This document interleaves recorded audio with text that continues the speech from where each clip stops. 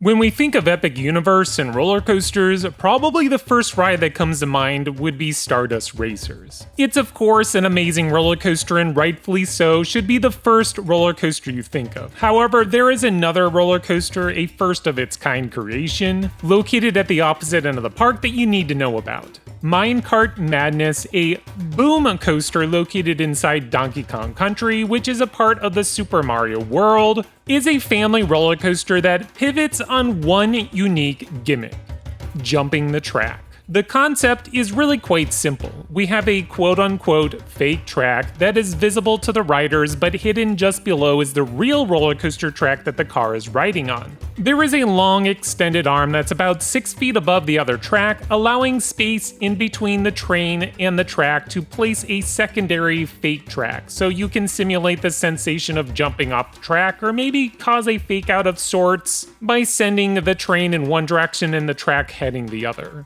This concept seemed perfect for a Donkey Kong inspired ride, and to say the least, the gimmick plays very well. When it comes to the ride stats, there is actually very little of what we know about this attraction. I was unable to find how long, tall, or fast the ride travels, but if I were to take a guess at speed, I would say it maxes somewhere around 30 miles per hour. Most of the ride is traveling at a slower speed, but more on that later. Before I continue on with this review, please do me a favor by clicking on that like button. Newcomers to my channel that love Epic Universe, roller coasters, and theme parks, be sure to follow.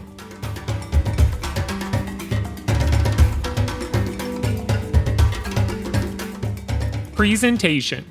Quite possibly the best themed roller coaster at Epic Universe. Sure, Hiccup's Wing Gliders has the better story, but the theming used on Minecart Madness is top tier by a mile. The ride does have a little story to it. You are tasked with chasing out those temple monster things you will spot along the ride. The entire structure is impressive, and basically the entire Donkey Kong Country is dedicated to this one ride. The fake track looks quite well, and even though I know there's another track below, for the most part it works well with that illusion that it creates. Throughout the ride, you will encounter various characters from the game, including both Donkey Kong and Diddy Kong. The animatronics look great, theming is just fantastic on this ride, from the temple, characters, music, the train design, track design, it all works so well and deserves a perfect 10 score.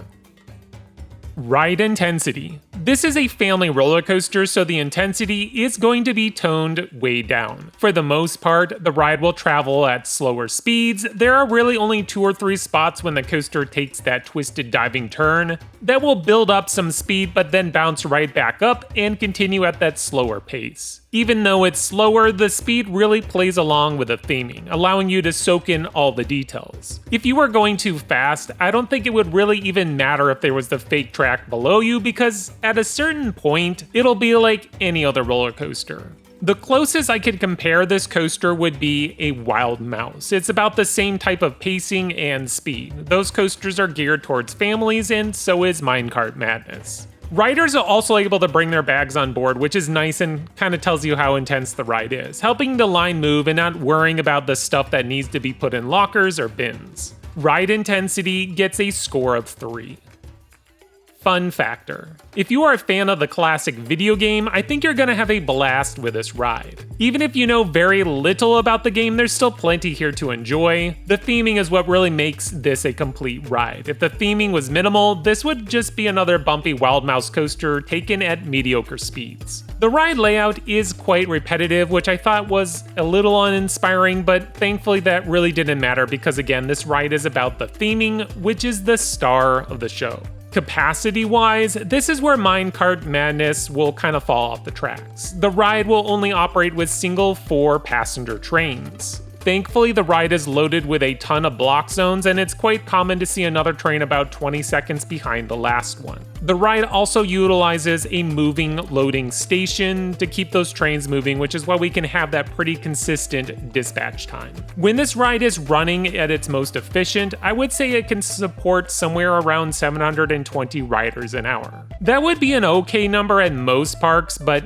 This is Epic Universe, a new park that, once it finds its footing, will most likely be amongst the busiest parks in Florida. If you are able, I would recommend heading to this attraction first thing, otherwise you will be battling longer lines throughout the day. Fun factor, gets a score of 8. Originality. Plain and simple, there is no other roller coaster like Minecart Madness, outside of its clone in Japan. But anyways, this is an original project spurred by the team at Universal Studios. The layout, as I said earlier, is very simple and repetitive, but again, the ride is more about the gimmick, which is sitting above the fake track. Originality gets a score of 10.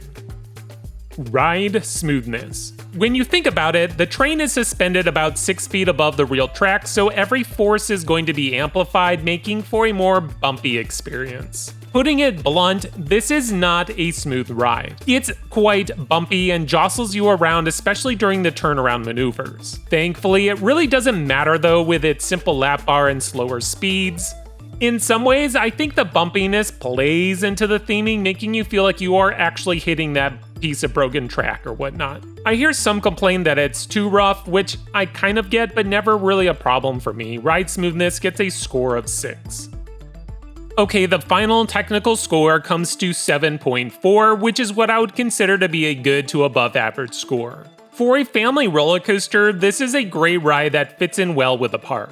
The theming is the star and is done perfectly, really pulling you into the world of Donkey Kong. Now, the big question though, does this gimmick really work? It's kind of a mixed bag. In some moments I can really play along with a fake track below me, but there are parts of the ride that it's painfully obvious. Of course, it would be near next to impossible to completely hide the track, but I think they do a pretty darn good job. The real question here is, will this concept be played out with other attractions? Will Universal test this out on a faster, more aggressive roller coaster? For now, I don't think that will be the case. I will say that you never should say never, but if you ask me, this is a more of a passing fade than here to stay trend.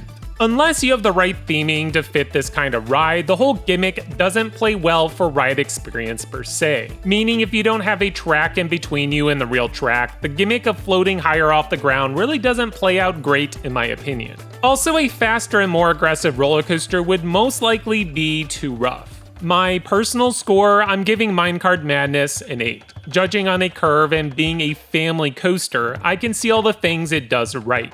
Push comes to shove though, and if I can only pick one ride to experience in Super Mario World, chances are I'm going to go with Mario Kart Bowser's Challenge. With that said, I'm not saying that you should skip the ride either. By all means, if you're visiting Epic Universe, I would do your best to get on Minecart Madness. This roller coaster fits in well with the park as a whole and offers something that no other ride can. Well, that's my short review of Minecart Madness. For those who have been on this ride, tell me your thoughts in the comments. Until next time, this is Extreme Thrills.